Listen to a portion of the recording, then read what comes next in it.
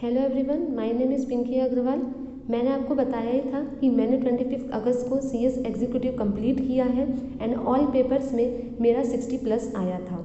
ठीक है, तो मैंने आपको उसी टाइम बोला था कि मैं आपको बहुत सारे टेक्निक्स बताऊंगी कि कैसे आपको पढ़ना चाहिए जिसकी वजह से आपका भी एग्जाम्शन आ सकता है। ठीक है, मेरा ईबी सेल में 64 आया था। मैं सबसे पहले आज ईबी सेल का ही आपको बताती हूँ, क्योंकि पढ़ने की भी एक टेक्निक होती है। आप एक टाइम लिमिट में अगर अपने सब्जेक्ट को कंप्लीट करोगे, अच्छी तरीके से पढ़ोगे, तो ही आप अच्छी तरीके से एग्ज़ाम दे पाओगे। ठीक है, राइटिंग प्रैक्टिस वगैरह के बारे में हम आज बात नहीं करेंगे, क्योंकि वो अभी आपके लिए इम्पॉर्टेंट नहीं है। वो आपको एग्ज़ाम से पहले इम्पॉर्टेंट है, तभी आप उस चीज़ को फॉलो कर पाओगे। अभी आपके लिए ये इम्पॉर्टेंट है कि आपको किस तरीके से पढ़ना चाहिए, क्या आपकी स्ट्रेटजी होनी चाहिए ईबी सेल को पढ़ने को लेकर। जिस तरीके से मैंने 64 लाया है, उसी तरीके से आप भी 64 लाकर अपना एग्जाम्शन ला सकते हो। ठीक है, तो चलिए फटाफट हम अपना स्टार्ट करते हैं। तो सबसे पहले आज ईबी सेल की बात करते हैं, देन उसके बाद आगे आने वाली वीडियो में हम SLCM, FSM, CM में उन सब की भी बातें करेंगे। ठीक है, तो देखिए ये आपका मॉड्यूल है ICSI का, ये हमारा मॉड्यूल है। तो आपको पता होगा ईबी सेल में 3 पार्ट्स होते हैं। ठीक है, पार्ट 1, पार्ट 2, ठीक है, एंड पार्ट 3। ये आपके 3 पार्ट्स होते हैं। ठीक है, जो आपका पार्ट 1 होता है वो आपका 40 मार्क्स का होता है, जो पार्ट 2 होता है वो आपका 25 मार्क्स का होता है, और जो पार्ट 3 होता है वो आपका 35 मार्क्स का होता है। ठीक है, अब कैसे आपको पढ़ना है, मैंने जो चीज़ फॉलो की है मैं आपको वही बता रही हूँ। इस तरीके से आप पढ़ोगे तो मुझे लगता है कि आपका ज़्यादा टाइम वेस्ट भी नहीं होगा, टाइम पे आप कंप्लीट कर पाओगे और बहुत ही अच्छे से आपको सारी चीज़ें रिकॉल हो पाएंगी। ठीक है, सबसे पहले आप उठाना पार्ट 3, जो 35 मार्क्स का होता है। सबसे पहले आप पार्ट 3 पढ़ो। ये मैं क्यों बोल रही हूँ, बिजनेस एंड कमर्शियल लॉ, ये मैं इसलिए बोल रही हूँ क्योंकि इसमें कुछ चैप्टर्स ऐसे हैं जो कि बहुत ही शॉर्ट है, मतलब बहुत ही छोटे चैप्टर्स हैं, इसमें बहुत ज़्यादा कॉन्सेप्ट नहीं है। जैसे अगर मैं बात करती हूँ, सबसे पहले हमारा ये 14 चैप्टर से एसेंशियल कमोडिटीज़ एक्ट 1955, ये बहुत ही छोटा सा चैप्टर है। ठीक है, और बहुत ही मज़ा आता है इन सब चीज़ों को पढ़ने में। मुझे तो बहुत ही मज़ा आया था ये सब चीज़ें पढ़ने में। एक आपका 14 हो गया, एक आपका 15 हो गया, लीगल मेट्रोलॉजी एक्ट 2009, ये आपका हो गया। ठीक है, देन उसके बाद फिर उसके बाद आपका आता है 18, बेनामी ट्रांजेक्शन प्रोहिबिशन एक्ट। ठीक है, ये आपका हो गया। Prevention of money laundering act भी ठीक है, बहुत ज़्यादा लेंदी नहीं है, समझने में अच्छा लगता है, तो prevention of money laundering act. ठीक है, तो आप बात कर सकते हो। तो ये आपके जो 4 चैप्टर्स हैं ये बहुत ही छोटे हैं। ठीक है, इनको तो मैंने एक दिन में ही कंप्लीट किया था, या आप मैक्सिमम 2 डेज ले सकते हो, आप 2 दिन में इसको कंप्लीट कर सकते हो। तो सबसे पहले आप पार्ट 3 पढ़ो। पार्ट 3 में ये 14, 15, 18 और 19, ये 4 चैप्टर्स ऐसे हैं जो बहुत ज़्यादा लेंदी नहीं है। ठीक है, और पढ़ने में भी बहुत ज़्यादा मतलब आपको कन्फ्यूज़न नहीं होगा। ठीक है, और आप आराम से कंप्लीट कर लोगे। आप 1 डेज या मैक्सिमम टू मैक्सिमम 2 डेज में आप इसको कंप्लीट कर लो। ठीक है, ये तो हुई पहली बात। देन उसके बाद आप क्या पढ़ो, मैं ये बताती हूँ कि जो पार्ट 2 है वो सबसे लास्ट में पढ़ना। ठीक है, अब आप इसमें ये चीज़ पढ़ सकते हो, आपको पता होगा इंडियन कॉन्ट्रैक्ट्स एक्ट 1872 हो गया। ठीक है, and sales of goods act 1930 हो गया, पार्टनरशिप एक्ट 1932 हो गया। ठीक है, तो ये जो 3 चैप्टर्स हैं, ठीक है, ये आपके जो 3 चैप्टर्स हैं, आपने इसको फाउंडेशन में भी पढ़ा होगा। ठीक है, ये आपको बहुत ज़्यादा पढ़ने की ज़रूरत भी नहीं होगी। आपको, मुझे लगता है कि ये आपने बहुत ही अच्छी तरीके से पढ़ रखा है, तो इसमें भी आपका ज़्यादा टाइम वेस्ट नहीं होगा। हार्डली टू हार्डली आप जो है 2 या 3 डेज इसको भी ले सकते हो, या मुझे तो लगता है कि 1-2 डेज भी इनफ है इसके लिए, क्योंकि आप जब फाउंडेशन में पढ़ चुके हो तो आपको इसमें ज़्यादा फोर्स लगाने की ज़रूरत नहीं है। ठीक है, तो ये 3 चैप्टर्स आपके ऐसे हो गए, इसको भी हार्डली टू हार्डली आप जो है 1 से 2 डेज में आप इसको कंप्लीट कर सकते हो। ठीक है, देन उसके बाद स्पेसिफिक रिलीफ एक्ट 1963, ये भी आपका बहुत ही ज़्यादा लेंदी नहीं है, बट इसमें थोड़ी सी प्रॉब्लम क्या आती है, ये थोड़ा सा आपका न्यूमेरिकल टाइप्स आते हैं, क्योंकि ये सारे जो क्वेश्चंस आते हैं वो आपसे थ्योरी के तरीके से डायरेक्ट क्वेश्चंस नहीं पूछेगा, केस लॉ बना के आपसे पूछता है। कौन कौन से चैप्टर, एक तो पूछता है स्पेसिफिक रिलीफ एक्ट 1963। ठीक है, एक आपका हो गया ट्रांसफर ऑफ प्रॉपर्टी एक्ट 1882। ठीक है, ये 2 चैप्टर्स मुझे लगता है ऐसे, और एक ये कंज्यूमर प्रोटेक्शन एक्ट 1980, अब तो आपका 2019 है। ठीक है, अब तो आपका 2019 है, कंज्यूमर प्रोटेक्शन एक्ट, ये 3 चैप्टर्स आपके ऐसे हैं जिसमें आपको ज़्यादा से ज़्यादा थ्योरी नहीं पूछेगा, इसमें आपसे न्यूमेरिकल इट मीन्स केस लो बनाकर ही आपसे इसमें पूछेगा। तो आप देख रहे होंगे आपके 14, 15, 18 और 19 ये बहुत ही स्मॉल चैप्टर्स हैं, आप इसको पहले जल्दी से कंप्लीट कर लो। Indian contract act, sales of goods act और पार्टनरशिप एक्ट, ये आपने पहले ही पढ़ रखा होगा, तो इसमें भी आपको ज़्यादा एफर्ट्स लगाने की ज़रूरत नहीं है, तो आपको इसको भी 1 से 2 डेज में आप इसको फटाफट पढ़ के कंप्लीट कर दो। देन उसके बाद आपकी बात आती है कंज्यूमर प्रोटेक्शन एक्ट 2019। ठीक है, स्पेसिफिक रिलीफ एक्ट 1963 और ट्रांसफर ऑफ प्रॉपर्टी एक्ट 1882। ये थोड़े से समझने वाले हैं, केस लॉ है। और सबसे इंपॉर्टेंट ये याद रखना कि कंज्यूमर प्रोटेक्शन एक्ट में केस लॉ के नाम याद रखना मुझे लगता है कि बहुत ही इंपॉर्टेंट होता है। अगर आप केस लॉ का नाम लिखते हो ना तो आपको नंबर बहुत ही अच्छा मिलेगा। ये चीज़ मैंने भी किया था, कंज्यूमर प्रोटेक्शन एक्ट से क्वेश्चन आया था और मैंने उसमें केस लॉ का नाम भी लिखा था। ठीक है, तो आप केस लॉ का नाम जरूर याद रखना, जितना आपसे हो सके। जरूरी नहीं आप सारे याद रखो, जितना आपसे हो सके आप उतना याद रखो। ट्रांसफर प्रॉपर्टी एक्ट ये भी बहुत ज़्यादा इंपॉर्टेंट है, इससे भी क्वेश्चंस आ चुके हैं। स्पेसिफिक रिलीफ एक्ट, ये आपके 3 चैप्टर्स ऐसे हैं जिसमें आपको थोड़ा सा केस लॉ बना के पूछेगा और पार्ट 3 से आपके ज़्यादा केस लॉ ही आते हैं। थ्योरी बहुत ही कम पूछता है पार्ट 3 में, इसमें आपसे ज़्यादा से ज़्यादा केस लॉ ही आता है। ठीक है, ये हो गया। देन इसके बाद आपका जो है एक आता है नेगोशिएबल इंस्ट्रूमेंट एक्ट 1881 और real estate regulation and development act 2016। ये भी आपका एक थ्योरी है, थोड़ा सा लेंदी है। ठीक है, एक रेरा रीड करके आपको 2 चीज़ें याद रखनी पड़ती हैं। ठीक है, इसको मैं अभी बताऊंगी, इसको मैं पेंडिंग कर रही हूँ क्योंकि मैं इसको ऊपर से लिंक करूँगी, तो इसको अभी आप होल्ड डाउन करो।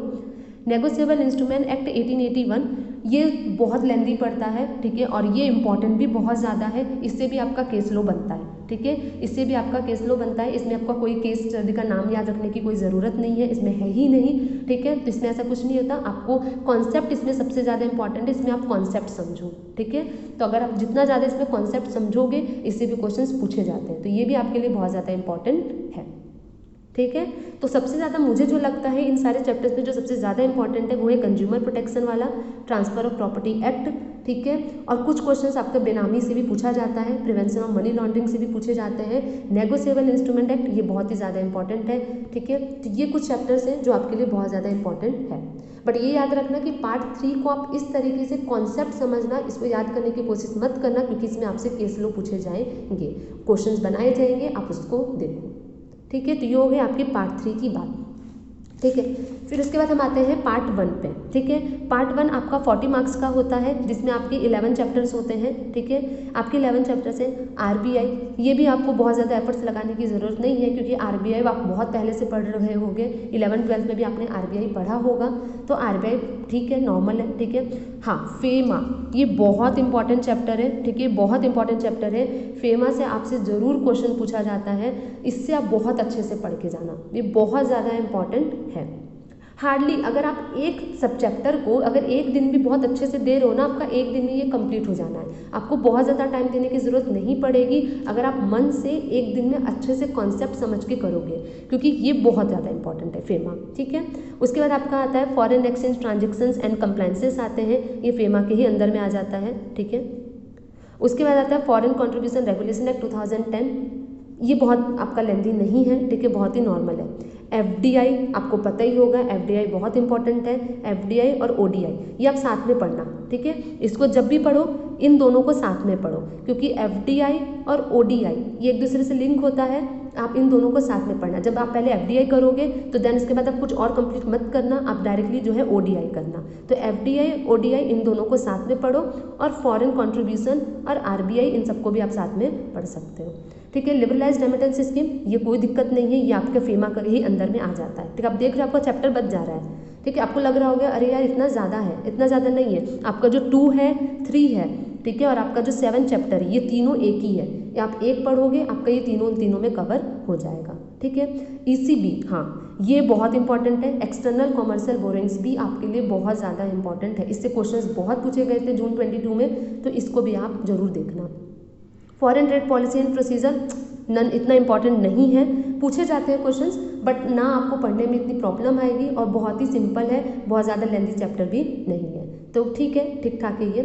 NBFC वही जो मॉड्यूल 1 साथ में दे रहे होंगे उन्हें पता होगा कि SBEC में NBFC हम ऑलरेडी पढ़ रहे हैं, या जो दे भी चुके हैं उनको पता होगा कि आपने पढ़ा होगा NBFC, तो NBFC पे तो इतना एफर्ट देने की ज़रूरत नहीं। NBFC आप अगर एक बार पढ़े हो, ठीक है, तो आपको बस एक बार देखने की ज़रूरत होगी, और जो बच्चे डायरेक्टली मॉड्यूल 2 दे रहे हैं तो उन्हें थोड़ा पढ़ने की ज़रूरत पड़ेगी NBFC।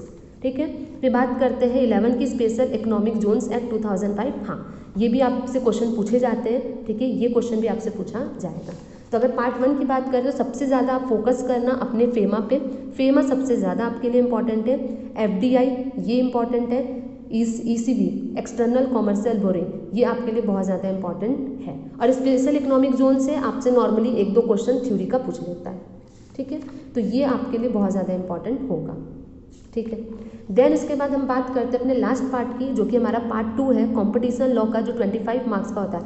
आप इसको सबसे लास्ट में करना, जब भी आप EBCL कंप्लीट कर लिए हो सबसे लास्ट में आप पार्ट 2 करना, और इस पर बहुत फोकस करना, क्योंकि अगर आपने ये बहुत अच्छे से पढ़ लिया आप 25 मार्क्स गेन कर सकते हो। सबसे ज़्यादा बेनिफिट इसी चैप्टर के लिए होता है। हमें क्या होता है यार, हम एक चैप्टर कंप्लीट कर लेंगे तो हमें 25 मार्क्स मिल सकता है। हार्डली टू हार्डली आपका कितने भी मार्क्स कट होंगे, अगर आप पूरा कंप्लीट भी कर लोगे तब 20 मार्क्स तो गेन कर ही सकते हो। ठीक है, तो कंपटीशन है, पहली बात तो सबसे लास्ट में पढ़ना और सबसे मन लगा के पढ़ना। हार्डली आपको ये 2 दिन से ज़्यादा नहीं लगेगा, अगर आपने अच्छे से पढ़ा 2 दिन से आप ज़्यादा इसमें एफर्ट्स नहीं लगेंगे इसको पढ़ने में। और मैंने जो पेंडिंग करवाया था रियल एस्टेट, क्योंकि कंपटीशन लॉ में जो CCI का जो कॉन्सेप्ट होता है और इसमें रेरा और रीट का जो कॉन्सेप्ट होता है, क्योंकि उसमें मेंबर्स को लेकर, कोरम को लेकर ज़्यादा पूछा जाता है, तो बच्चों को इसमें और इसमें कन्फ्यूज़न होता है। तो मैंने हमेशा इसको और इसको साथ में लिंक करके पढ़ा था। ठीक है, मैंने क्या किया था, इसमें जो CCI के मेंबर्स कोरम की रिक्वायरमेंट थी इसको, और इसमें जो रेरा और रीट के जो मेंबर्स और कोरम की रिक्वायरमेंट थी इसको, इन लोगों को डिफरेंस देख लिया था कि इन दोनों में क्या डिफरेंस है, और इन दोनों को चैप्टर्स को लिंक करके मैंने पढ़ा था। हमेशा लिंक करके पढ़ो, बहुत ज़्यादा बेनिफिशियरी होता है आपके लिए। अगर आप इसको और इसको साथ में पढ़ोगे ना, जब आप डिफरेंस देखोगे तो आपको याद रहेगा, अच्छा इस चैप्टर में ये था तो उस चैप्टर में इतने मेंबर्स थे, तो आप ऑटोमेटिकली आपको वो रिकॉल हो जाएगा। पहली बात, इन दोनों को आप डिफरेंस करके पढ़ना, एक साथ लिंक करके पढ़ना, और दूसरी बात सबसे लास्ट में चैप्टर्स को करना और बहुत ही मन लगा के करना। बहुत मज़ा आता है। ठीक है, मुझे इसको पढ़ने में बहुत मज़ा आता है, क्योंकि इसमें कंपटीशन को लेकर होता है, जो मार्केट में आज यूजुअली होते हैं उनको लेकर है, तो आप इसको बहुत अच्छे से कंप्लीट कर सकते हो। ठीक है, तो सिंपल, तो ये आपका तीनों पार्ट बहुत ही ईजिली कंप्लीट हो जाएगा। मुझे लगता है कि अगर आप अच्छे से पढ़ें तो आप 15 डेज में अपना EBCL कंप्लीट कर सकते हो। बहुत ही आराम से आपका 15 डेज में EBCL कंप्लीट हो जाएगा। अभी आपके पास 3 मंथ्स बचा है, अगर आप 15 डेज में इसको कंप्लीट कर लेते हो, देन आप उसके बाद सेकेंड से 3 रिवीजन भी आप कर सकते हो। आराम से आप इसका सेकेंड से 3 रिवीजन कर पाओगे। ठीक है, तो अगर मैं आज फिर से अगर अपने इंपॉर्टेंट चैप्टर्स की बात करूँ तो आप पार्ट 1 में देख लेना फेमा, ठीक है, ECB और special economic zone act, FDI, ठीक है, फॉरेन कंट्रीब्यूशन इंपॉर्टेंस है। मैं ये नहीं कह रही कि आप और कुछ मत पढ़ो, ठीक है, पढ़ो, बहुत अच्छे से पढ़ो, क्योंकि ICS है, कुछ भी पूछ सकता है, लेकिन इन सब चैप्टर्स में थोड़ा ज़्यादा फोकस करना। ठीक है, पार्ट 2 तो आपको पढ़ना ही पढ़ना है, उसमें तो कोई बात ही नहीं स्किप करने की। और इसमें अगर बात करें तो कंज्यूमर प्रोटेक्शन हो गया, आपका ट्रांसफर ऑफ प्रॉपर्टी एक्ट, बेनामी, मनी लॉन्ड्रिंग, ठीक है, और अगर आपका नेगोशिएबल इंस्ट्रूमेंट एक्ट, इन सबसे भी पूछा जाता है, इन सब से भी क्वेश्चंस आते हैं। Indian contract act, sales of goods act, partnership act, इन सब से क्या होते हैं, छोटे केस लॉ आपको बना के दे देगा, तो वो बहुत इंपॉर्टेंट होता है। ठीक है, तो हमेशा याद रखना कि पार्ट 1 को थ्योरी की तरह पढ़ना, पार्ट 2 को थ्योरी की तरह पढ़ना, बट पार्ट 3 को केस लॉ की तरह पढ़ना और केस स्टडी के नाम को याद रखना। ठीक है, तो मुझे लगता है कि आपको ये वीडियो बहुत अच्छे से समझ में आई होगी। मुझे जितना लगा, मैंने जितना समझा पाई मैंने आपको बताया है। अगर आप इस चीज़ को फॉलो करोगे तो आप बहुत अच्छे से क्लियर कर लोगे। ठीक है, बस मुझे आज यही कहना है, आप इसको पढ़ो। हाँ, अगर आप बात करते हो राइटिंग कैसे करनी है या मैंने किस तरीके से एग्जाम में पेपर अटेम्प्ट किया था जिसकी वजह से एग्जाम्शन आया, तो वो सब चीज़ें भी मैं आपके साथ शेयर करूँगी, बट अभी नहीं, अभी आपको पढ़ना है। वो सारी चीज़ें आप एग्जाम से पहले देखना, मैं आपको तब बताऊँगी। ठीक है, तो अगर आपको वीडियो पसंद आई होगी तो आप लाइक करो, सब्सक्राइब करो, बेल आइकन पर प्रेस करो, कमेंट करो। आपको और भी कुछ जानना है तो आप कमेंट करके पूछ सकते हो। Thank you so much.